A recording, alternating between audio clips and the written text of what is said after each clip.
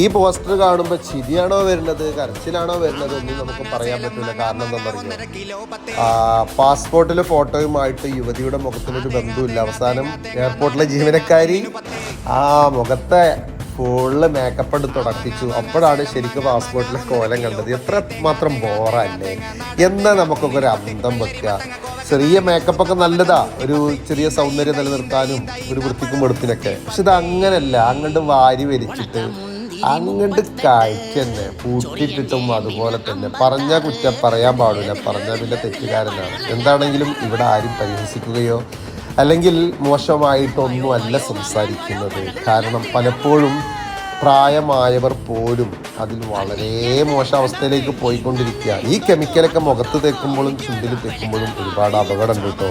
വെറും നിങ്ങളെ തിരിച്ചറിയാത്ത പ്രശ്നമൊന്നുമല്ല. അപ്പോൾ എന്താണെങ്കിലും ഈ പോസ്റ്റർ നന്നായിട്ടുണ്ട്. ചിരിക്കുക, കുറച്ചൊക്കെ ചിരിക്കുക.